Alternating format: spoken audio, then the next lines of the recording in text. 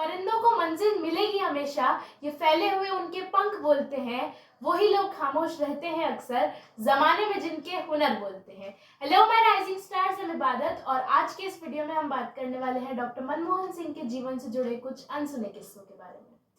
Modern Indian economy के architect कहे जाने वाले डॉक्टर मनमोहन सिंह का जन्म पंजाब प्रांत के गाह गांव में हुआ था, जो कि अब पाकिस्तान का हिस्सा है।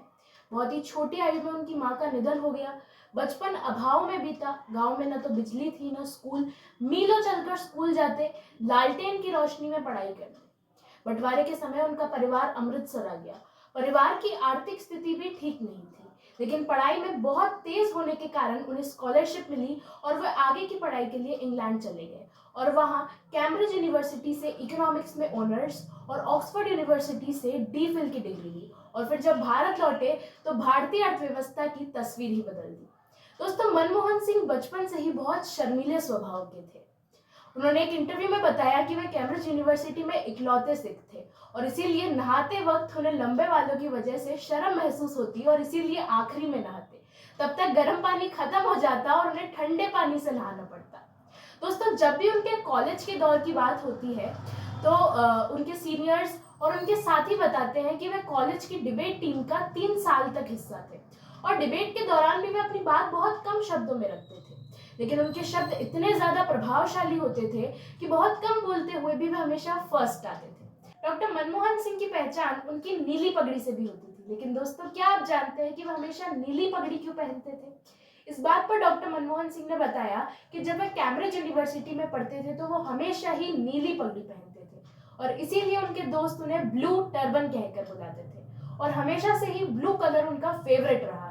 और वाकई में ये नीली पगड़ी उनके स्वभाव और सौम्य व्यक्तित्व का प्रतीक रही है और उनके विद्यार्थी जीवन से लेकर प्रधानमंत्री बनने तक साथ रही। डॉक्टर मनमोहन सिंह की बेटी दमन कौर अपनी book strictly personal Manmohan and Gursharan में अपने माँ बाप की शादी का एक रोचक किस्सा लिखते हुए बताती है कि मनमोहन के घर वाले उनकी शादी के लिए लड़की देख रहे थे। एक अमीर परिवार ने कहा कि यदि मनमोहन उनकी बेटी से शादी करते हैं तो दहेज में फिएट कार दी जाएगी, लेकिन जब मनमोहन को यह पता चला कि लड़की केवल स्कूल तक पढ़ी है तो उन्होंने मना कर दिया। इसके बाद उनके घर वालों ने गुरुशरण कौर से मिलाया। हालांकि मनमोहन ये बात जानकर निराश हुए कि गुरुशरण पढ़ने में एक एवरेज स्टूडेंट है। हालांकि शादी के लिए मान गए।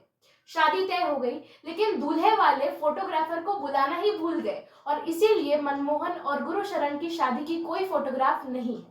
पहले प्रोफेसर, आरबीआई के गवर्नर, वित्त मंत्री और फिर देश के प्रधानमंत्री बने।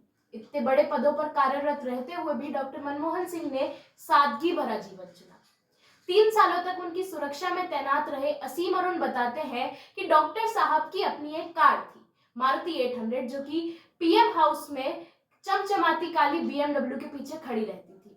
वो अक्सर मुझसे कहते कि असीम, मुझे इस कार में जाना पसंद नहीं, मेरी असली गड्डी तो मारुति 800 है।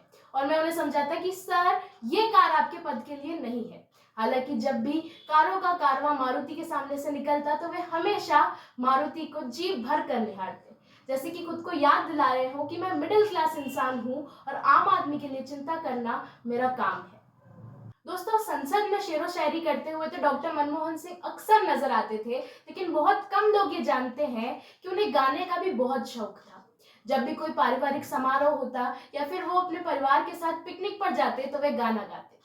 उनकी पत्नी गुरुशरण ने एक इंटरव्यू में बताया कि ऑफिस के लिए तैयार होते समय वे अपना पसंदीदा शब्द गुनगुनाते। अगर हम उनके जीवन शैली की बात करें तो वे बहुत ही सौम्यता और सादगी से भरी हुई रही। वे हंसते मुस्कुराते अपना काम करते हुए चले गए और जैसा कि उन्होंने कहा था, इतिहास मेरा मूल्यांकन हमेशा उदार होकर करेगा। तो इतिहास हमेशा उन्हें याद रखेगा कि जो भी आर्थिक निर्णय उन्होंने देश के लिए लिए वे वाकई में असरदार थे। जमाना ना लगा सका उसके कद का अंदाजा, वो आसमान था लेकिन सर झुका कर चलता था। चर्चा कैफे की ओर से डॉक्टर मनमोहन सिंह को शत शत नमन और अश्रुपूर्ण श्रद्धांजलि।